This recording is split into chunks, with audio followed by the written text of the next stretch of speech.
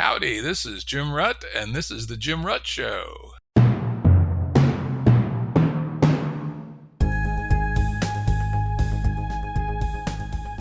Listeners have asked us to provide pointers to some of the resources we talk about on the show. We now have links to books and articles referenced in recent podcasts that are available on our website. We also offer full transcripts. Go to jimruttshow.com. That's jimruttshow.com. If you want to discuss today's episode, drop by at Jim_Rutt on Twitter and comment on the episode post. See you there. Today's guest is Charles Eisenstein. Charles is an independent thinker, writer, podcaster, and producer of videos and courses. I first encountered Charles's thinking with his book, The Ascent of Humanity, which was one of the books I and others in our circle were reading when we began thinking about what is now called Game B. In fact, one of the cool things about Amazon is I was able to go back and look and see when I got the book, and the answer was 14th of February, 2013, and I know I read it within a week thereafter. Very interesting book, which I'd recommend. Today we're going to talk about Charles's book, Climate, a Story. Welcome, Charles. Climate, a New Story. Yeah. Thank you, Jim. Happy to be here with you.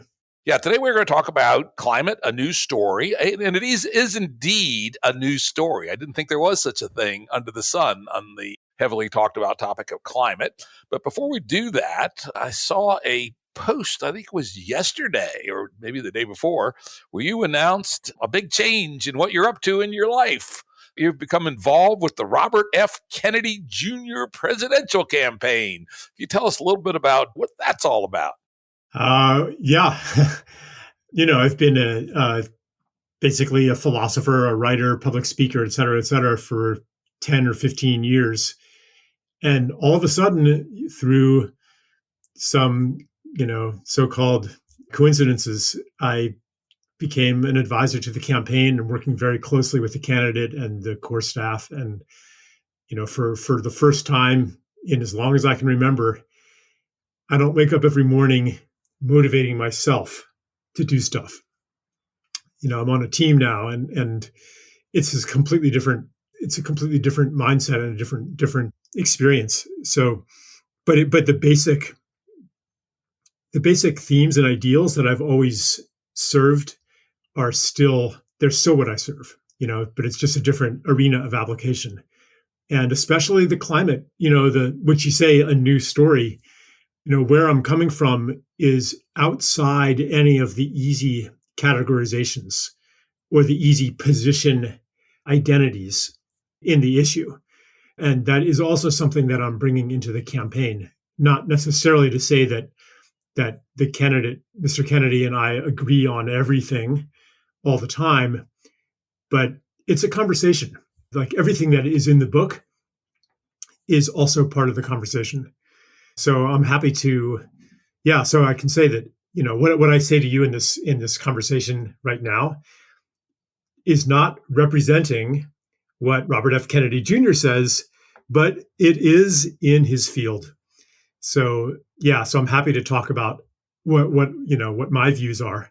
Cool. Well, let's take that as a given. He's talking for Charles Eisenstein, not Robert F. Kennedy Jr. I will say, you're holding up your hand for Robert. It's going to make me take another look at him because I got to say, my historical view has been quite negative.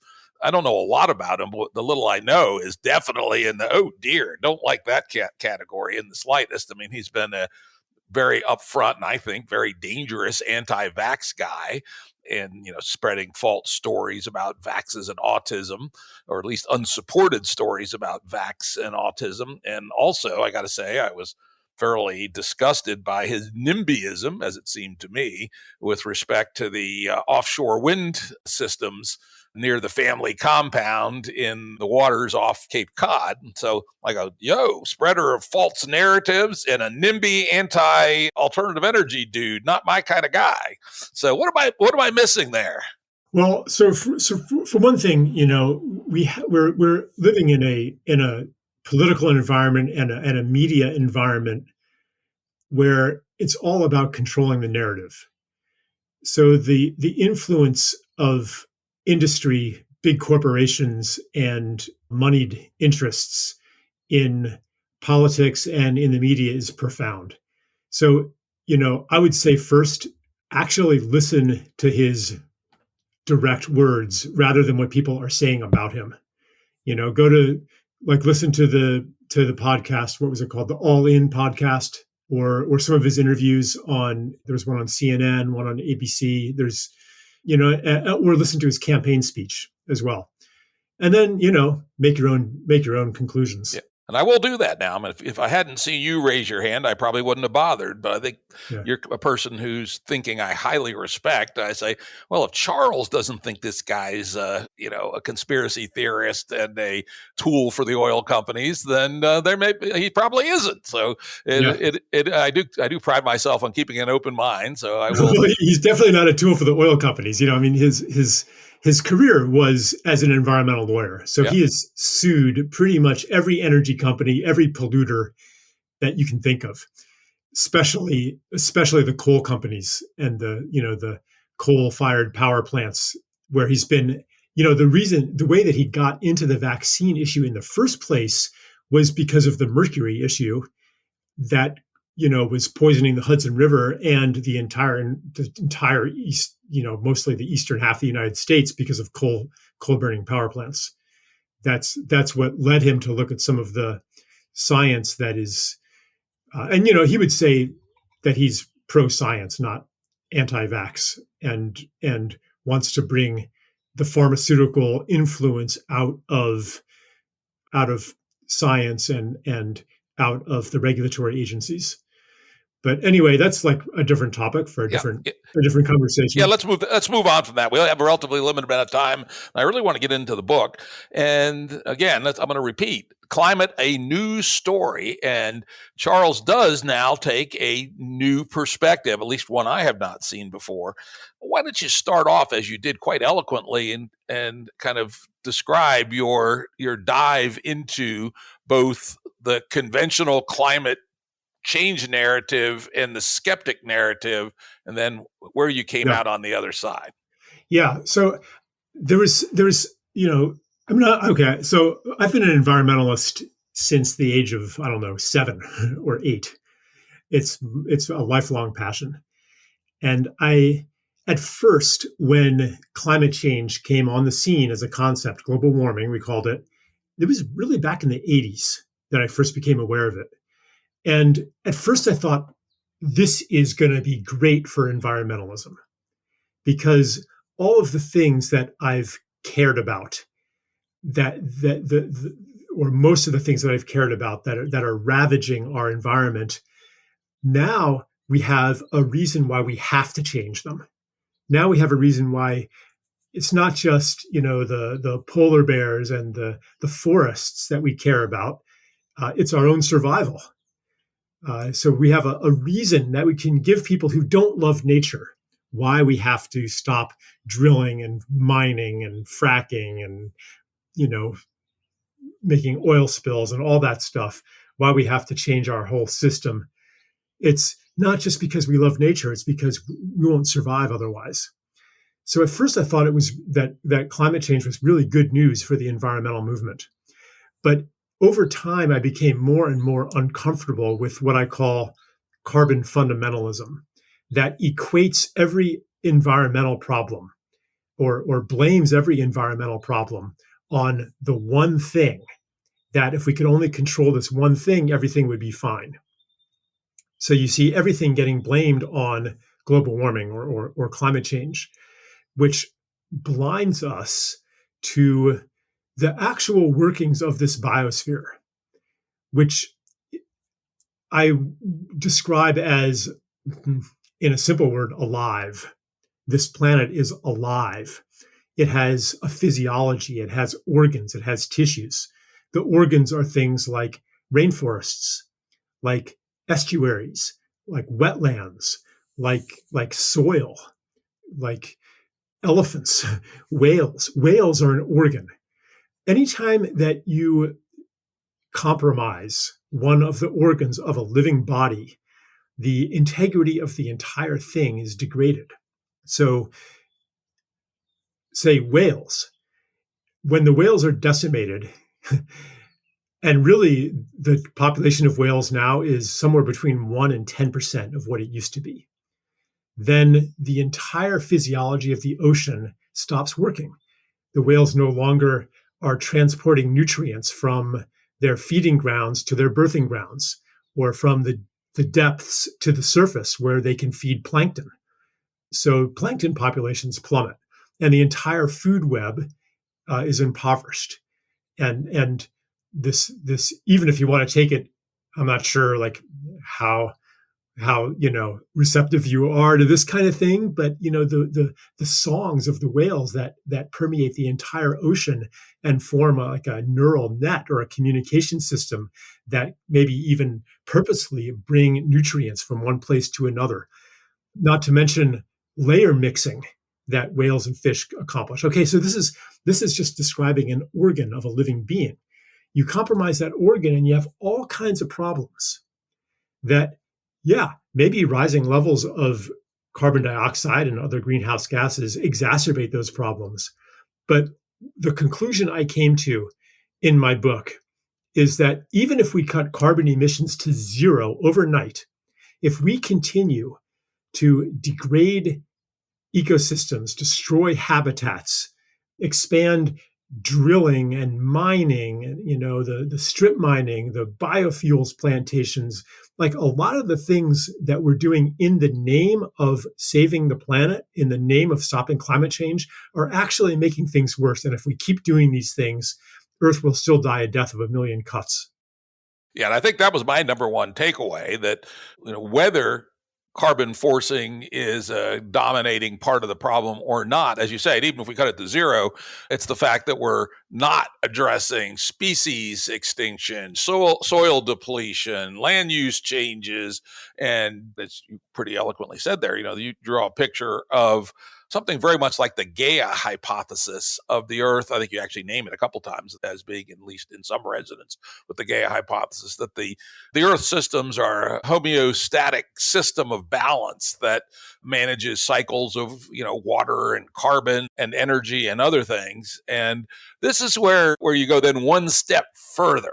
And I'm unsure about this, but I'll love to hear what you have to say about it, which is that perhaps the reason that we're seeing temperature rise is not principally from more carbon dioxide, but from the breakdown of the homeostatic cycles within nature. And at least one could read what you said as saying that if we restore fully healthy homeostasis to the natural world, the ability of the natural world to process and build non-volatile carbon in the soil and in the water, et cetera, might actually be strong enough to absorb the carbon that humans are putting into the atmosphere via burning fossil fuels. I don't want to put words in your mouth, but why don't you run with that and tell us your side of that story? Yeah, so really what happens as we degrade ecosystems isn't necessarily warming. It's derangement. It is these extremes, floods and droughts and heat waves and cold waves that it's just like if your hypothalamus in your body is compromised, you could have wild temperature swings and all kinds of problems in your body. I think that greenhouse gases make the problem worse, because here you have a system whose homeostatic mechanisms are already weakened, and you're putting more thermodynamic energy through the system. So I'm not saying that greenhouse gases aren't a factor, but if Earth is healthy, I mean, if you look historically, I mean, there's been times in geological history where CO2 levels were 5 or 10 times what they are right now. And even in the last 10,000 years, temperatures were much warmer than they were today. We know this because of things like glaciers are melting and they're exposing trees from the Holocene, recent, a few thousand, 10,000 years ago. Tree lines were several hundred kilometers north of where they are today and several hundred meters higher than they were today. And there's many indications that temperatures were much warmer in the early Holocene even in the Roman warm period, the medieval warm period, and so forth. So it's not like that we're having unprecedented heat. It's that the Earth's ability to handle this fairly rapid change in atmospheric composition is severely compromised. We have something like less than half of the mangrove swamps that we had a couple hundred years ago. We have massive deforestation. I mean, everybody listening to this knows it in the Amazon. Maybe you're not quite as aware of what's happening in the Congo rainforest. It's even worse. Or what's happened to Borneo and Sumatra. Yeah, I did not know about Borneo because last time I looked, Borneo is 90% rainforest, and now you say it's mostly gone. Yeah, I'm not sure if I'm getting, maybe I'm confusing Borneo and Sumatra, but in Indonesia, there's been horrendous deforestation. A lot of it being, replaced with palm oil plantations, and seagrass meadows, for example, is another huge loss. In New England, it's something like 80%. And these feed back into carbon cycles because when you have especially marine ecosystems being compromised, or the whales no longer feeding the plankton, which feed the coccolithophores, which sequester huge amounts of carbon on the ocean floor, everything spins out of control. So it's not, but just to return to the point, the danger isn't necessarily warming. What really affects humans the most is floods and droughts. And the biggest cause of floods and droughts is soil and forest and wetlands degradation. Yeah, you did a very interesting job of painting the picture of how forests in particular are quite important in all aspects of the water cycle. Why don't you tell that story for us? Yeah. So when it rains in a healthy forest, the rain is absorbed into the ground, into the aquifers, and then is brought up over time by the trees, which transpire the moisture, causing humidity, forming clouds. Not just the water, they actually help the formation of clouds because forests, because the trees emit these volatile organic compounds, which generate this chemistry which creates clouds, and they like these bacteria waft up from the forest that nucleate ice particles and form clouds, and those clouds then reflect sunlight. The transevaporation also transports heat from the surface to the atmosphere, and then when the water vapor condenses again, it releases the heat. Some of it radiates out into space. So forests actually cool the planet, not just locally underneath their canopy, but they transport heat back out into space. And as they do this, so because and wetlands too, they absorb so much of this water. When the heavy rains come, there's not as much runoff, there's not as much erosion, there's not as much flooding. And because they're recycling this moisture back into the atmosphere locally and regionally, they prolong the rainy season and shorten the drought season. And even more than that, because this condensing water vapor creates a low pressure zone, because the gas is condensing into little droplets, it pulls water up from the surface and then in from the oceans. In Brazil, it's called the flying river.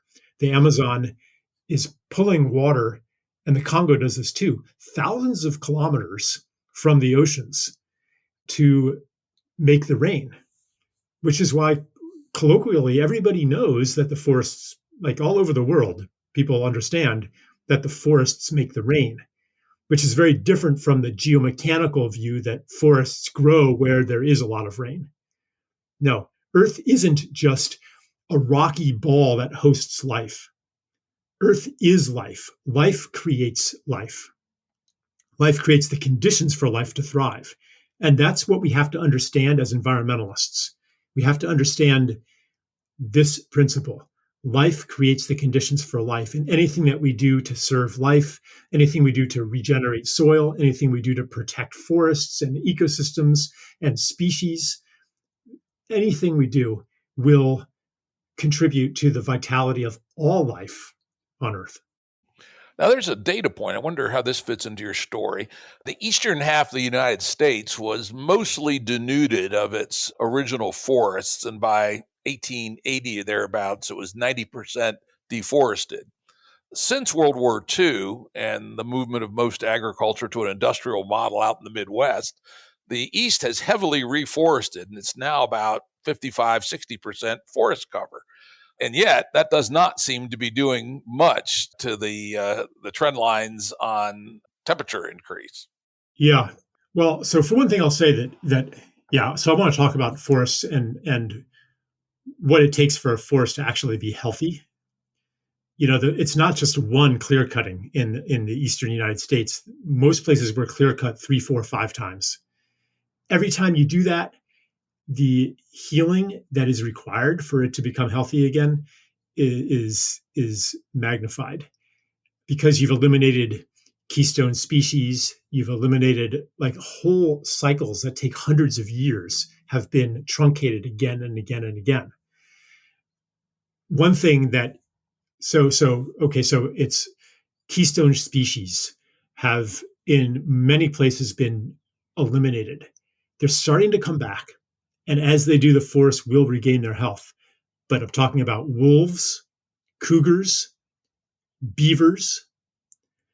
Those would be three of the most important that really create tremendous biodiversity and alter entire landscapes. So the beavers used to be so ubiquitous that like our idea of a stream through the woods almost didn't exist. You didn't have these water courses that are creating what we call channelization, that run deeper and deeper and are eroding the soil. You had a necklace of pools. You had 10 to 20 beaver dams per mile on these water courses, creating huge marshes and wetlands and bogs, slowing down the water so that you didn't have the kind of flooding that we have today. And therefore, you didn't have the kind of droughts that we have today. And therefore, you had much more stability. So, but it's true that the forests are growing back. They're not healthy forests yet. We're seeing, because of the simplification of the ecosystem, we're seeing a lot of tree death. The trees are weak, also because of what's happened to the water cycle. So they're susceptible to fungi, they're susceptible to insects and so forth. But it's true. And in fact, temperatures have not been rising as fast as the models keep predicting. If you look at, the University of Alabama satellite measurements, they're about, the warming has slowed down a lot from what it was in the 90s. And temperatures now are about the same as they were 10 years ago. Surface temperatures are also like that. And we haven't seen the total melting of the ice caps. The temperatures have not been rising as fast as expected, which in a way for me is a cause for alarm, not complacency. I wrote an article some years back called "Why I'm Afraid of Global Cooling," because here we have hitched our environmental wagon to the climate change horse, saying we have to protect the environment because of global warming. Well, what happens if there isn't warming? That doesn't mean that we're home free, because as I said before, the real threat is ecocide. It's the destruction of ecosystems and habitats and forests and soil all over the place. And if we were like, oh, yes, great, planet's cooling now, we don't have to worry anymore, we're actually making things much, much worse. And So as you mentioned in passing, maybe one of these super tech energy sources will come through fusion or orbiting solar or something, and in which case, then what could happen is, as you say, people say, "Oh well, then fuck nature. We got our stuff. We're not going to cook ourselves, so that's going to keep going about business as usual." And you actually painted a fairly horrifying vision, which I believe you called the world of concrete and shit, where something like that. Yeah. I believe that was literally the words you used, where we decide that we can just power through this, and indeed we're pretty good technologically and getting better all the time, but we end up in a world that utterly humans dominate and is, a world of concrete and shit. But we may not be that far from it. I actually went and looked these numbers up this morning to make sure that I had them approximately correct. One of my least favorite bits of data are these two. Humans and our domestic animals now account for 96% of the biomass of all mammals on Earth. 96%. Humans themselves about 36%, and our domestics another 60, leaving the beavers and the deer and the wolves and the cougars at 4% of biomass. So think about that from an energetics perspective, right? What about those giant herds of herbivores we used to have on our grasslands in the Midwest and in the savannas of Africa? And domestic poultry, perhaps even a bigger surprise. Now, according to the numbers I saw this morning, 70%. I've seen high numbers as high as 80% of the biomass of all birds on the planet are chickens, ducks, and geese. So if you take those numbers, we're not that far from the world of concrete and shit. Yeah, that's right. Yeah, it was this horrifying vision where nature doesn't even exist anymore. And by our normal metrics, we're still fine. Where the homeostatic effect of life is, we've substituted that for geoengineering and carbon, what's it called, the machines that suck carbon out of the air. Yeah, carbon sequestration, carbon Yeah, removal, yeah, right. And already, like, they're doing geoengineering experiments, spraying things in the sky to reflect sunlight, sulfur aerosols, aluminum particles, things like that, from this engineering mindset that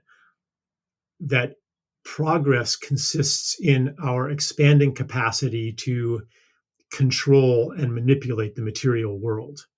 It's this mentality of domination, which goes along with the domestication of all things and the conversion of nature into a garden or into a feedlot, really. Right. And I'm not against gardens, and I think that ultimately a vision of a healthy coexistence and co-creation between humans and the rest of life is not one where we absent ourselves from nature, but it's one where we participate consciously in ecology and understand our role to be the same as actually the role of all other life, which is to contribute to the further unfolding of life and beauty on this planet. And so many of the regenerative modalities of our relation to nature, to soil, to water, to life, embodies this principle. Where, for example, the regenerative farmer or the permaculturist says, what can I do to enrich the soil, to make the soil more alive, to increase biodiversity? Knowing that if I do that, I will be fine. That humans and nature are not separate. It's not a zero-sum game. But the richer life, the richer we are too. And this is true on a spiritual level, where it's desolate to look out on these monocrops, and these concrete landscapes and these denuded landscapes. We feel alone, we feel insecure. As compared to seeing foxes and hearing songbirds and and seeing trees and biodiversity, like we feel that we belong under Yeah, those absolutely. circumstances. I live on as regular listeners know, I talk about this from time to time. I live on a very remote mountain farm for just that reason, of Hmm. which about 70% of it is forest, which we're just letting grow back with occasional, very selective cutting. And we have all kinds of mammals and birds and salamanders and other amphibians and reptiles. And we were watching two snakes mating the other day, right? And it is, I mean, compared to living in even suburbia, it's like your brain just expands in a very, very different way. And I've become convinced that our urban and suburban lives are literally driving us insane, and that much Hmm. of the craziness that we see in the world, yes, social media is part of it, but I suspect more of it than we'd like to acknowledge is just from urbanism. Humans were not evolved to live in such concrete palaces. Whenever time I go to New York, while I enjoy kind of some of the cultural attributes, I always, after 3 days, kind of just get this horror living in this concrete, this concrete edifice, which is Manhattan. Let's though come back to the role of humans, because this is interesting, and I think there's some different perspectives on this. You actually pointed me to a book called Tending the Wild, which I've just kindled. I'm going to read it. And I have known that the discovery of the anthropologists that the Amazon was a much more groomed garden than we ever thought before Western disease basically mass slaughtered the people living there. And of course, the eastern forest was substantially groomed by the American Indians using fire. In fact, where our farm is, there were buffalo in the river valleys because the Native Americans burned off the woods periodically, but only in the valleys, not in the hills, to basically provide habitat for bison, woods bison, who also went in the woods, and elk, neither of which are there anymore. So that's humans, as my good friend Tyson Yunkaporta, who's an Australian indigenous person, calls humans as custodial species, where we're not like the other species. We're the first ones over the general intelligence line. And probably don't know about those big whales, but at least as far as we know, we're the first one over the general intelligence line. And maybe that puts us in a different category where it's our job to enrich nature, beautify, add an extra level on top through things like grooming the forests. On the other hand, I just read a book recently and have followed him for a while, George Monbiot, or I don't know if that's how you pronounce it, but he's of a different view. He says humans should get the hell away from nature, and that we should grow our food in yeast tubs and live in high rises and give as much of the land back to nature without any human interaction at all. And I think those are two starkly different ways of addressing our overshoot. Could you Yeah. So and where do you fit on that between custodial species on one side and humans just leave nature alone and retreat to the smallest footprint possible? yeah. So as you can probably guess, I'm very much on the side of custodial species. And I think a lot of the assumptions, I mean, I understand where George Monbiot is coming from. It sure looks like we've just been a catastrophe, but that is a very Eurocentric or a very Eurocentric view that takes a lot of modernity as defining of the human species. Because if you look at many, many indigenous cultures, they were not a burden to their environments, they were an asset. They actually interacted with nature in a way that preserved or even enhanced biodiversity and and biomass. And when they were removed through these diseases, through conquest, through colonization, the landscapes actually degraded. These were not virgin lands that the European colonizers imagined them to be. They were, I mean, you could call them gardens, but you could really, the way I think of them is that they were deeply symbiotic organisms of which human beings were one of the organs. I think that the healing of this planet is not coming through our abandonment of it and our retreat into a high-tech, ultimately virtual digital world. It comes through reversing this long course of separation and seeing our function, seeing our destiny in very different terms than Descartes saw it, to be the lords and possessors of nature. Very different terms than the anti-materialist prejudice that says that things that are away from nature are higher, things that are away from the soil are better. This is a social prejudice that goes back to the beginning of hierarchical societies. You know, the king's feet were never allowed to touch the ground. The peasant, the farmer, was the lowliest person. I mean, even why is low bad? Why is high good? What's wrong with soil? Like these are some of the deep prejudices that we have to overturn. So, yeah, I'm very much, wanting to. I advocate a return, not necessarily to indigenous ways of life, but to translate those ways of life into the context of a mass society.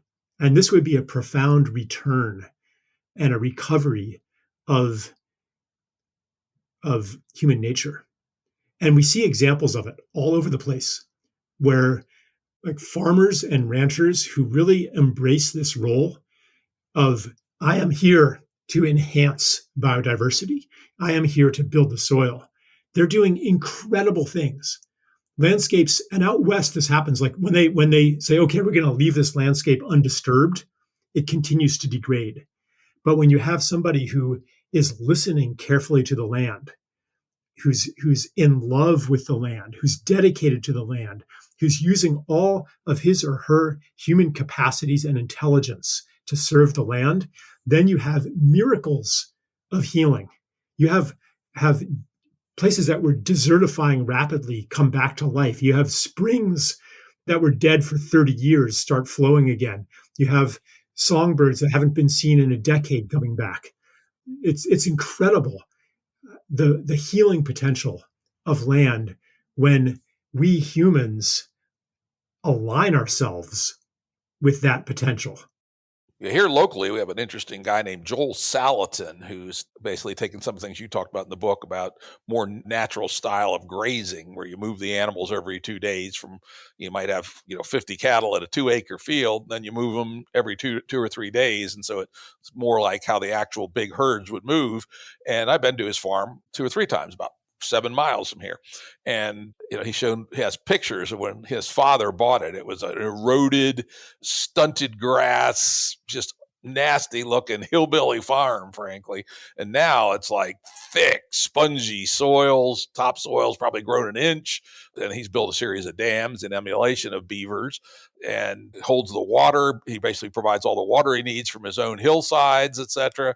And it's pretty Yeah. remarkable. I also chatted with a guy, I think you also referenced him, when he lived in New Mexico, and we both lived in New Mexico, Alan Savory, who had some very interesting ideas on how to restore. I think he's originally from someplace in East Africa, and was doing some very, very interesting work. And as you say, even in relatively arid New Mexico, bringing the land back by changing how the land use patterns are being applied. Yeah, these guys are both regenerative superstars. And I was going to say something about Joel Salatin. Yeah, the soil. I mean, it's not just an inch over his lifetime. I mean, some of these guys are building soil at the rate of almost an inch a year. I don't know about that. I mean, we've been building soil on our farm too. We may have built an inch and a half or two in 30 years. And Well, yeah, but that's that's. I mean, maybe you haven't really been doing like the intensive rotational grazing and stuff. I mean, even just like the kind of thing you're doing though, where you're doing no harm, and you have some consciousness around it, that will heal the land too. But there's like some of these like basically agricultural geniuses out there. of which Joel Salatin is certainly one. I can still Yeah. recall it. The first time I rolled up there, I was expecting some kind of hippie dude, by the way my wife No. was describing it, patchouli oil. And nope, he's a good old kind of libertarian, right wing Christian fundamentalist. But he and his Yeah. father have really come up with some amazing innovations in how they work the land, and it's now starting to spread in our area. There's probably a dozen farms within 20 miles of Joel that are applying his processes, not necessarily as well as he does. It's hard work, And one of the things that all of us who've looked at regenerative agriculture know is that we're not going to be able to live in a society where 0.7% of humans work the land. It's Right. going to have to be more like 15 or 20% probably. Yeah, I make that point a lot in the book. It's not, with someone like Joel Salatin and a lot of these folks, one thing that on a subtle level that is important to realize is that what they're doing is not from an industrial mindset. It requires actual intimacy with the land.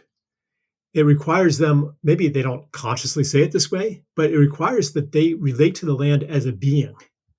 And this is natural for farmers. Like, you feel it's not just like some, you know, substrate where you stamp an industrial process. Like, that's what they're encouraged to do by the system right now. But in their hearts, they love the land. And that's what we have to invoke, because you cannot take like what Joel Salatin is doing and rotely apply that to some other piece of land somewhere else. What you do in one place is unique to that place. And you could learn from what someone is doing, what Joel Salatin is doing, and translate that. But the way that it'll be expressed the next valley over, let alone the next state, will be different. So like the grazing, it's not, there's no formula. Okay, move the cows every 2 days. It depends on how fast the grass is growing, what kind of soil it is, what the weather's been like. You have to know your land. You have to know the cattle. You have to know the weather. Ideally, this would be knowledge that is passed down through generations. Like, to really farm right, you have to have multiple generations of experience and relationship with the land. So what you're saying is true, because the reason that we're able to get by with 0.7% of the population engaged in farming is that we're doing it on an industrial scale.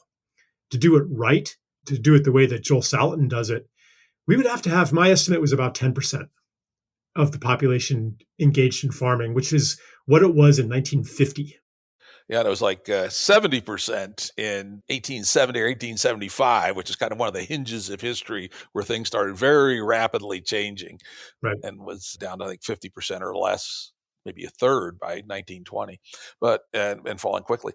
However, here's a little secret about Joel. The only reason Joel's farm works is he's got armies of interns that not only work for free but pay him for the privilege. And trying to make regenerative and I have other friends who do regenerative agriculture here in this area. It's a really big hotbed for it. However, every one of them has day jobs, right? You can't make a living straight up unsubsidized in regenerative agriculture in competition with Walmart, basically. Well, I don't agree with that, because I know some farmers who are doing really, really well. Yeah, I've overstated. I take that back. I can think of a few. The ones who are highly, highly diversified and work their ass off from sun up to sundown, 6 days a week. But they're not many. Well, yeah, and that's partly a problem of agricultural policy. Yeah. The subsidies are going toward the worst practices. But even this part of the country, things are not very subsidized. We don't do a lot of grain growing, which is the main source of subsidy. And I did look into that to see how much subsidies were changing the economics around here. But unfortunately, it's the coupling with game A, money on money return machine. Right? It actually does turn out you can produce beef cheaper by growing shitloads of soybeans, putting the animals in CAFOs and feedlots, and then selling it at Walmart. But there are implicit subsidies in that too, because the people doing the CAFOs are not paying the costs of the destruction, the poisoning of aquifers and waterways through the effluents from the manure. Yeah. And that, of course, one of the good points you did make is that part of the reforms here are fully pricing externalities, and right. That is, of course, what every business person tries to do is how to dump toxics, whether they're social or material, into the commons. Right. That is the game A game. Right. That's how you make a lot of money real quick. Right. And how you stop that in our current system is an interesting question. But let's hold that off till we get to possible ways forward. Let's see what else we want to talk about. Yeah, so that's if we had more time, we could go more deeply into regenerative agriculture. But let's talk now about money. I know it's a deep topic of yours. It's a deep topic of mine. And one of the things I just find so important, and you do highlight this, is that the current money system we have was not brought down from Mount Sinai by Moses on stone tablets, right? It's a specific set of institutional choices that have been made over a series of time and have gotten locked in by things like the Federal Reserve in 1913 and Bretton Woods in 1944, I think it was, and 1971 changed to completely unhinged fiat money, etc. But money is first very important, not wealth. Money, if all the money in the world disappeared tomorrow, all the factories, farms, skills, cars, tractors, roads would still exist. Money is a modality for signaling cooperation around assets, consumption, savings, investment, innovation, etc. And our money system has very pervasive effects on how all these things work and what's possible and what's not. So with that, let's hear the Charles take on money. Well, okay, it's a big topic. I guess, I wrote a book 2011, it was published, called Sacred Economics. And basically I ask, why is it that when we ask the reason for any horrible thing happening on Earth, that pretty soon we take it a level or two deeper, it's about money. Somebody's making money from the horror, from the exploitation of human beings, from the despoliation of nature. Someone's making money from it. And why should money be that kind of a force when really what it is, it's a token of value. It's a means of exchange. It's a symbol that society holds something valuable. It's an agreement about value. It's a story. So why have we created a story and are living in a story that holds valuable the things that are not really valuable, and that is stripping away everything good in the world? And what new story could we tell? So that led me into looking at the history of money and the dynamics, how it's created, and just how it operates in society. And basically, to connect it to the environment, the design of money, and it's not like some group of people came and designed it. All right, it evolved this way in tandem with our thinking and our mythology about who we are and what a human being is and why we're here. So the way it was designed, quote unquote, requires that it always grow because it's created as interest-bearing debt.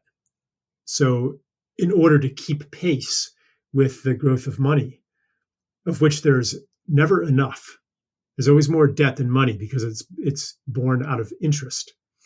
In order to keep pace with the growth of money, more and more of the world and more of human relationships have to come into the money economy. More and more nature gets converted into commodities. More and more neighborly relations get converted into paid services. Childcare, for example, food preparation, even the growing of food, the building of houses, entertainment, singing songs, all these things were never once part of the economy.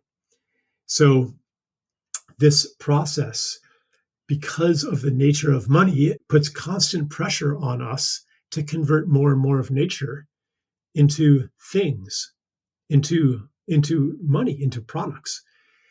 And that goes along with the basic attitude of humans are here to grow, to take everything over, to domesticate the wild, to conquer nature.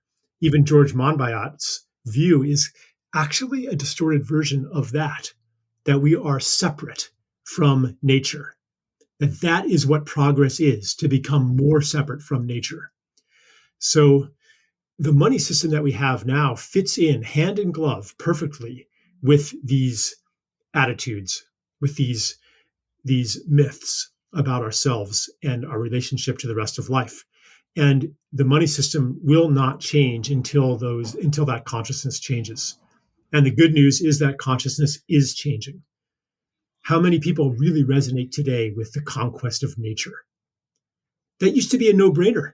That used to be what idealistic young people wanted to contribute to. Yeah, it was thought heroic, right? To kill Yeah. off all those wolves and cougars, Yeah. right? There's few ways. I mean, even in our rural county as recently as 20 years ago, if you killed a coyote, you could get your picture in the newspaper, right? Right. And now people go, ugh, no. That's changed, and that's such good news. That's the psychic core of the world destroying machine has changed. It has not, that change, that shift in consciousness has not yet manifested in our systems. This is a key thing I talk about a lot. I'd love to get your take on it. And that is there's two parts of social change. One is personal change, either in attitudes or capacities, right? But the second are the institutions that bring those things to have bearing in the world. And there have been people who try institutions first. Think of Lenin, right? Who we're going to make a new man by brute force at bayonet point. Well, it didn't work out so well. And then there's the personal change people. If we all meditate, the world will become a better place. And yet neither of those seems right to me. There's some spiral that has to work together where personal change, attitudes, and capacities are reinforced and stabilized by new institutions and new modalities, which then allow upgrading human capacities, which allow a new set of institutions that wouldn't have been possible with the old people. That's Does right. that make sense to you? Yeah, I agree with that. The consciousness cannot be separated from the environment. Our stories, our myths, and our consciousness create our systems, and the systems create the consciousness. Exactly. The second part is one that I think a lot of people don't understand, that, there's only a few crackpots. You're probably one, I'm probably another, that can have very, very heterodox views, despite the fact that we're embedded in a system which we very, very strongly disagree with. Most people are way more agreeable than us, and they go along because that's what humans were engineered to do. Crackpots like us would often be exiled or killed for challenging the holy of holies, right? So you need to build the scaffolding for these better views. And that's what I see so much lacking in the social change world is because they're either focused on one side or the other rather than this balanced coevolution of the two.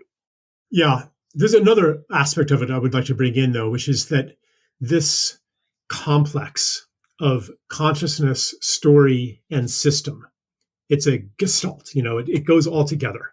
It's a coherent whole. That being, that complex itself goes through a life cycle.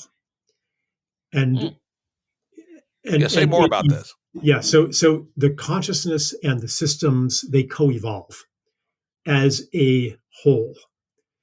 And what we're seeing today is the senescence, the obsolescence, the infirmity of an aging system story consciousness complex.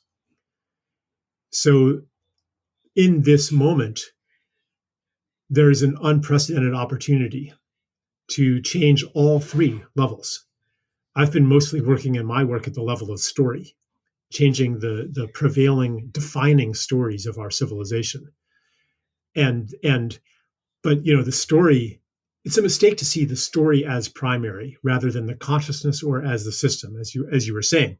You take somebody from a modern competitive economy and you put them in an indigenous environment, and it doesn't take that long before people really start to understand gift culture and become a very different person, and vice versa also.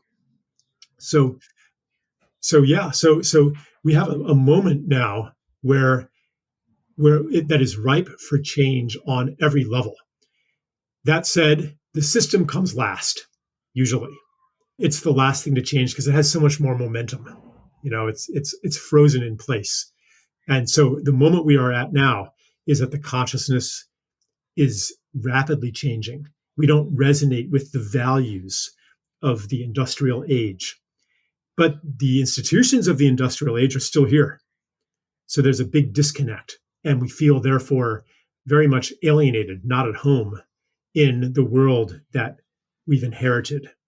Well, that's true for college educated, upper middle class white people, right? No, it's even more true for it's true across the board. And in fact, in a lot of ways, college educated upper middle class white people are more invested, not less invested, in the orthodoxies and the systems that prevail. I don't know. I mean, look at China and India. Those people seem to be looking forward to, and as quickly as they can, adopting the American middle class way of life. Look at the penetration of air conditioning in China. It's amazing. It went from like 1% to like 70% in Yeah. 30 years. Number of cars were a rare and exotic device in China 30 years ago. Now it's the number one car country in the world and accelerating. So Yeah. I mean, there's a cycle, I think you do have to, experience the peak of separation in order to, but it happens a lot faster. Like, I spent my 20s in Taiwan. When I first got there, my first visit in 1987, I mean, it was pretty much a third world country. I mean, it was still like the agrarian past was still very visible. And there were plastic bags everywhere. There was no environmental consciousness at all. I mean, there wasn't even, if you said like the word environmentalism to somebody there, Huanbaozhuyi, they would not even know what you were talking about. They were way behind us environmentally. Now they are way ahead of the United States. Like, I don't know the latest, but banning single-use plastics, having like citywide composting programs. Like the consciousness has gone through the entire arc that took many generations here in just one generation. So, but I was responding more to just the situation in this country and noticing that the shift in consciousness and ecological awareness it's happening everywhere all at once. yeah, there's no doubt about that you can feel it in the U.S., but again, particularly amongst the college educated, but perhaps other people now too. There's always a lag. So we don't have much time left, just a few minutes. And I wouldn't even have put you to this probably because you were a thinker, right? And a writer, not necessarily a doer. But now you've moved your flag over to the doers, right? You are now a political hack or wannabe political hack. So therefore, I'm going to ask you, what should we do, right? What should be done to move us in the direction that you see as moving us to a world of interbeing? Yeah, in a way, I have not actually changed. I'm just kidding. I'm just kidding you. I know that, but it gives me a good excuse to ask you the question. It's worth saying. It's worth saying that I'm just like surprised. I'm surprised every day that the ideas that I have worked with for decades are finding a landing place in a major political campaign. It's not like I've abandoned them in order to fulfill a political ambition. Quite the contrary. I could not have imagined that I would be in this situation. It's profoundly hopeful for me that, like, a lot of what I'm bringing to the campaign is ideas about unity, healing the divide, reconciliation, but also to move to your question, what to do about it, policies of regeneration, social, cultural, economic, and ecological. So, as for what we can do, part of it is to take the resources away from the war machine and away from this distorted high-tech medical complex that's absorbing $4 trillion a year. And there's another trillion a year from military spending. Like, what would happen if we took all of that resource, even if we took half the military budget and devoted it to regenerative agriculture and to ecosystem restoration? This country, this landmass would be transformed in a space of just a few years. None of our problems are that hard to solve, really. these prohibitive costs of restoring the environment, they pale in comparison to global military spending. All we have to do is turn our energies and our priorities and our love towards where it's supposed to be, and we will heal very quickly. So that's like on the meta level, and I could talk more about like agricultural policies and the ins and outs of that, but I think the most important thing is simply where we put our attention. Indeed. Well, let's wrap her there. I know you have to go. This has been we could have gone on for another hour easily. This has been very interesting. This is a book I would strongly recommend. I mean, it caused me to think different, as Steve Jobs would say, probably more than any book I've read on the topic of climate ever. And I could argue with you about panpsychism, but let's not waste our time on that. We can do that a different day. And I want to thank you for coming on the Jim Rutt Show and having a very interesting conversation. Yeah, thanks, Jim. Really enjoyed it myself, too. Audio production and editing by Andrew Blevins Productions. Music by Tom Muller at modernspacemusic.com.